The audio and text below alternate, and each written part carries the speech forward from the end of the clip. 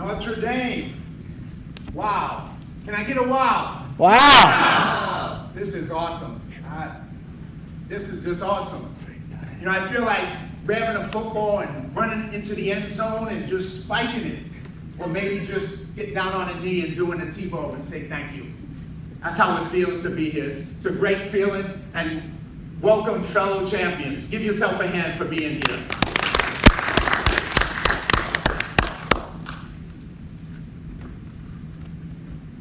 This is about take two.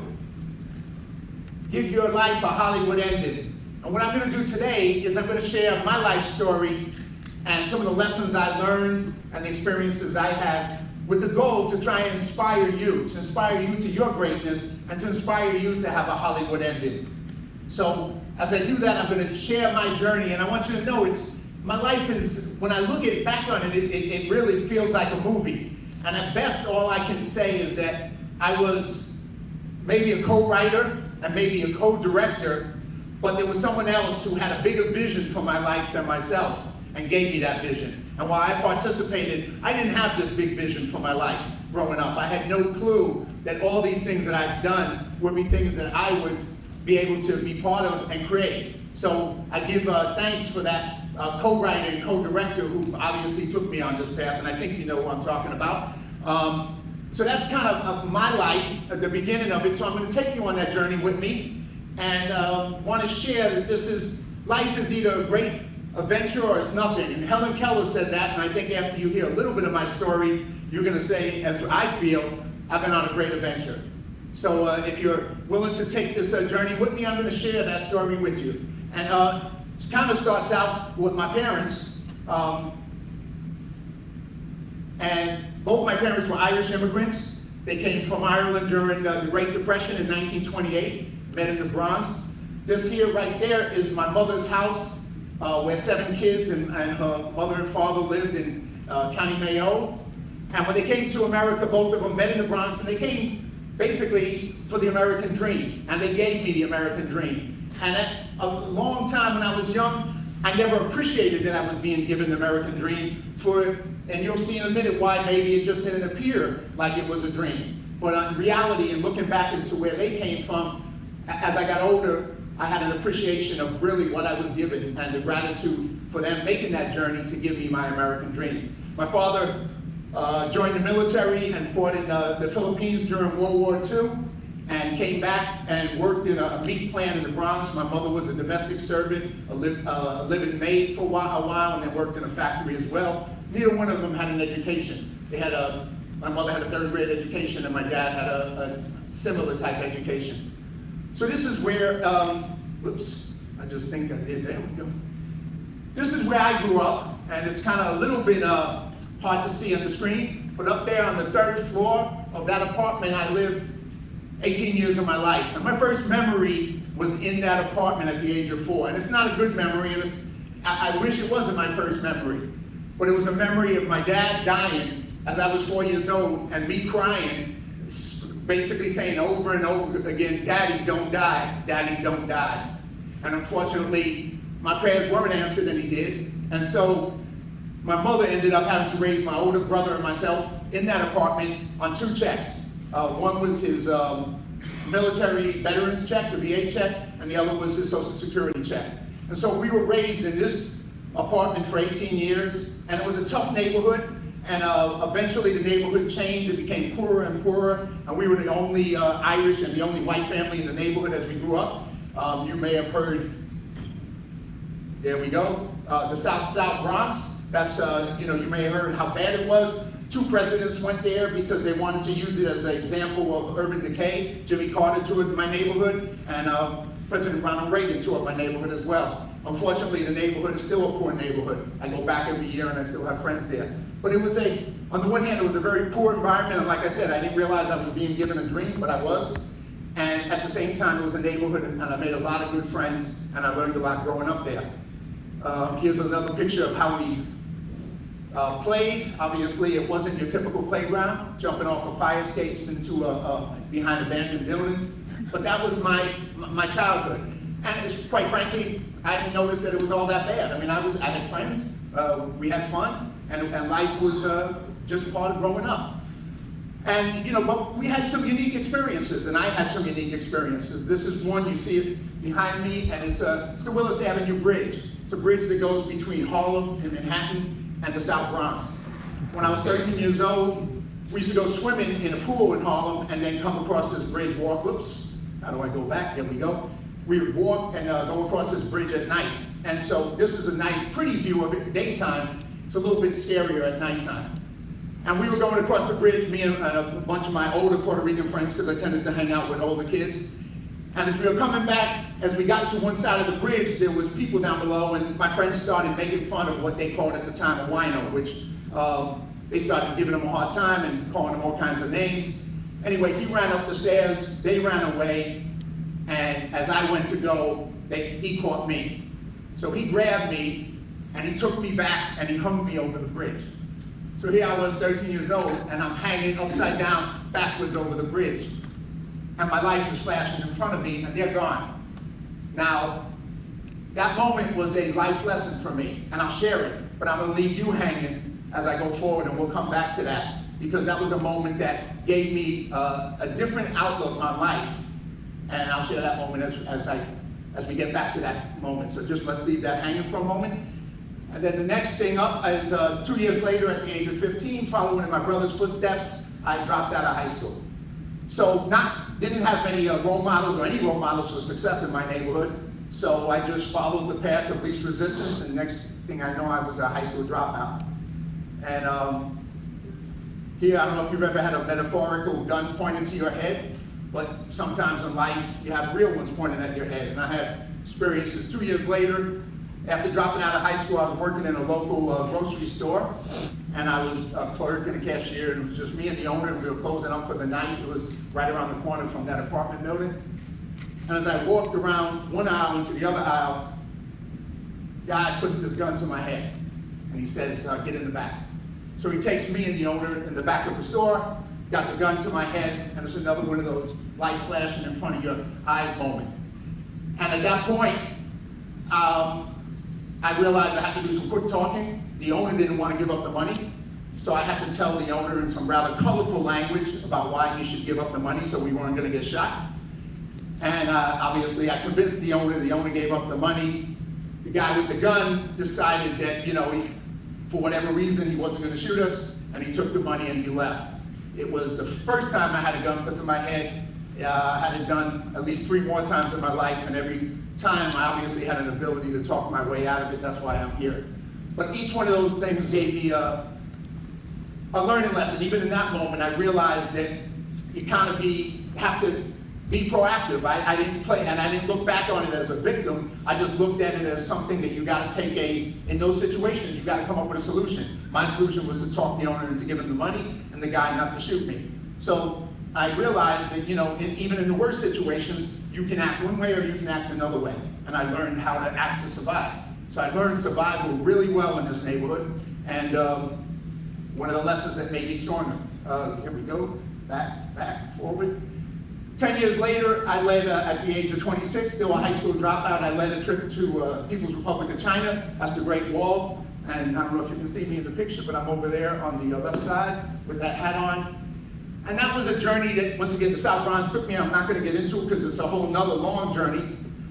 But it was, at that point, I had stepped up to be somewhat of what I thought was a leader. And I went down a path that I later realized was a wrong path. And I spent 10 years of my life going down that path. Finally had a course correction and decided that I needed to go into a different path. So I was living in Chicago at the time. And I came back, and I was back to the Bronx, starting all over again. At which point I had to recreate myself, because I spent 10 years of my life being this person that would lead trips to China, that would work to basically try and overthrow the US government and be a revolutionary. And then I realized that that wasn't the path that I wanted to be on, and that wasn't the right path, so I course corrected. So now I'm back in the Bronx and I'm scrambling. I'm trying to do all these things, and I was working hard to try and scramble. So these are just some of the things I did real quick. I was a community organizer. I was an aerobic instructor and a salesman at Jack Lane. I was an oral history interviewer. I was a college student, went back, got my GED, and started going to college. I was a substitute teacher. I was a postal worker for 5 years, and the mail handler at night shift, and I started acting. So all this was going on in my life, and here's a picture of one of the first movies I acted in. I'm on this side right here. It looks a lot different than I do now, doesn't it? And here's another picture of me, and obviously, no, this is not America's Most Wanted. Don't even go there, Dave. But this is me playing a bad guy in a movie called Bums. So I played a hired killer, and it was my first movie that I started acting in. So I'm doing all this stuff. I'm moving in directions, trying to recreate myself, create a new identity, doing some stuff positive. But it wasn't all positive. I also was doing things that were negative, and the negative things were keeping me stuck and keeping me in a place where I wasn't going to go forward. I was drinking too much, and I had a roommate who I grew up with who was a drug addict and was selling cocaine, and started sharing a lot of it with me, and I started for the first time in my life using it. And so I was kind of doing stuff that was harmful and negative. At the same time, I was trying to move forward. So I was in a very stuck place. So I knew I had to get out of there. I had to find a path, find a way, and then life gave me an opportunity. And so going back, this is a thing you may or may not have heard of. It's called The Hero's Journey. Joseph Campbell wrote a book about it, and it's used a lot in film, in the structure of films. A lot of movies use this kind of thing. And this hero's journey is not only a theory about life and films, but it's also affects people's lives. And sometimes you go on it unconsciously, and I would say I went on mine mostly unconsciously, and sometimes you can choose to go on it consciously. So here's just some of the moments of it, and you can't even, it's cut off a little bit. But basically, you begin the hero's journey, you go out, and you take on a new thing. You go out of your normal life into a life that is unknown, and during that process you get tested, and you go through ordeals, and you either rise to the challenge and overcome those tests and overcome those ordeals and keep moving forward. You find a mentor, and you use that mentor, helps you move forward, and if you do all those things, you find yourself creating a life that's no longer normal, no longer ordinary, but creating a life that is basically leads to, quote unquote, a Hollywood ending, but also leads to a better life.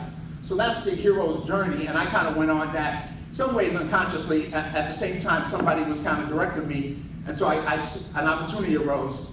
And some movies you may have seen that follow this pattern of the hero's journey is Rocky. It's a famous one, and was one of my favorite movies, which also gave me inspiration after watching the movie like so many other people. And another one, of course, very linked to Jim Connolly right here is Rudy, another movie of a hero story. So these are two movies that tell it in film version of what a hero's journey looks like, to go from one life to another life, and what it takes as far as your character. So here we go. I'm given my opportunity, and I'm working in the post office, and I see a flyer for this thing called the Fire Walk. And I look at it, and I heard a little about this guy called Tony Robbins, and I'm telling you, this was really outside my comfort zone. I had no clue what I was gonna do if I went to it, but I just felt instinctively this was something I had to go do. And the good thing was I was working at post office midnight shift at 30th Street, and the Fire Walk was going to be held on 34th Street at the Manhattan Center, so I could walk to it and walk back to work, and I was like, this is perfect. So I decided to go do this experience, the Fire Walk, and so I get there, and I get into the seminar, and there's this freaking giant. I mean, there's no other way to describe him. He was just 6'8" or whatever size he is, very unusual individual. And he's doing things I've never experienced. He hypnotized us, he put us in a trance, starts telling us that, you know, the week later that we were gonna have dreams, and whatever we wanted to change in our life, we were gonna change. And I'm going, this is really weird. This is some weird stuff. But it was kind of going in, and there was a lot of lessons that he was teaching in that seminar, including take 100% responsibility for your life, and just so much more, and jam-packed in that one evening.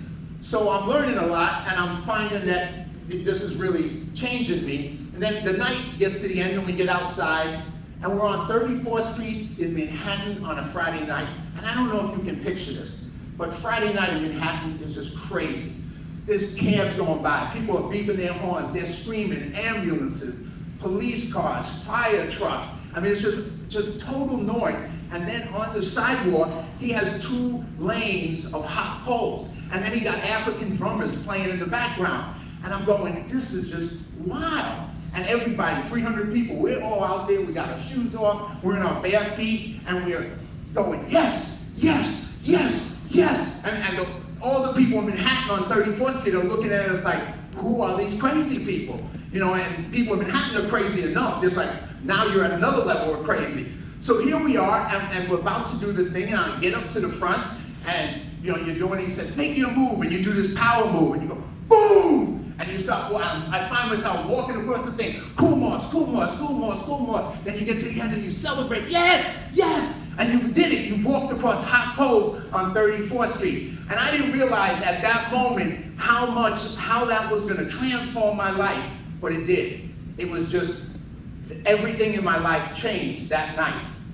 And I went back to the post office after he took us back up, and he kind of did a reintegration and explained what the process was and what we learned.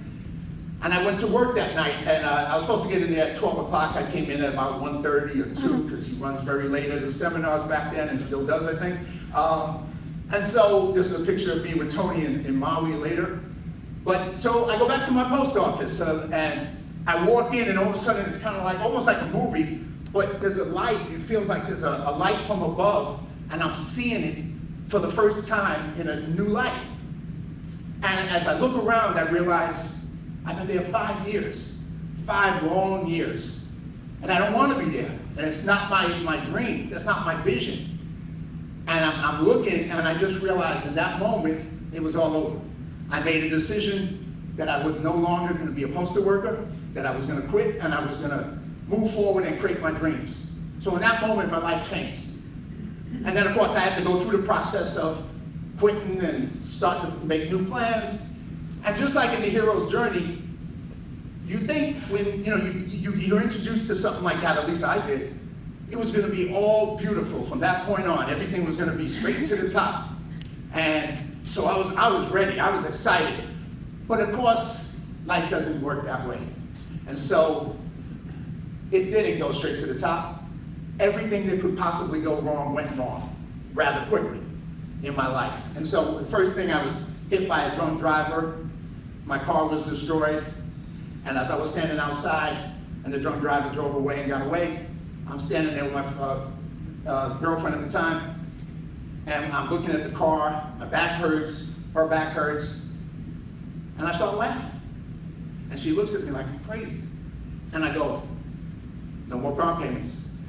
And I just realized my brain had flipped. Now I was always finding the positive. I couldn't find the negative. It was like, okay, so this is good. And it was like, my mind kept always shifting to what's good about this. And I learned that through the seminar, to find the positive, to find the good, to find the opportunity. So I said, okay, I don't have a car anymore, what else? You know, keep moving. Well, after a little while, that's me with my neck brace. After a little while, I wasn't making the financial stuff that I needed. I was 2 months away from eviction. Everything was going wrong. And then I got hit with the final test, the ordeal, to see whether I was committed to what I believed or what I had just learned, maybe. And an ex-girlfriend of mine, who I was very close to, was sick with AIDS. And so I ended up spending a lot of time with her. And I was there with her a couple days before she died. I was at the hospital with her. But at one moment, before she passed, I went to her house and just kind of spent some time with her and her mother. And we were just laughing and dancing and listening to music. And she told me there was one day when she said, where I called her up and I wanted to come visit her. And she said, no, I don't want you to come visit. And she said, you know why I did that? I said, no, why? And she said, well, because I didn't want to depress you. And at that moment, I realized, here she was dying, she had AIDS, and she was concerned about depressing me. And in that moment, it was just like everything, once again, I got an insight that all the things that I thought was tough in my life just went in perspective. And I went, you got no problems, guy. You got no problems. And you've just been given a gift. And that gift she gave me in that moment also changed my life, because it just gave me the strength, the courage to go forward and to realize that in life, we all get challenged. And if you can step to that challenge, and she gave me that gift. So I was there. When she passed, I was a pallbearer at her funeral. And 2 weeks later, I made the decision then that I was leaving for California. And I had $100, and I found somebody who was driving. And so I was a co-driver, and I got in the car. It echoes a story that I heard here from Jim Currently, $100 in California. Yes, sir. And next thing I know, like Lou Holt said, life is 10% what happens to you and 90% how you respond to it. So at that moment, I responded that I needed to turn this around and do something good with it. So now I'm headed to Hollywood. I'm in Hollywood, and I see a flyer for them looking for an audition for an actor to write a story about real life and to perform it in a play. I went home that night and I wrote the story about her called Goodbye, My Friend.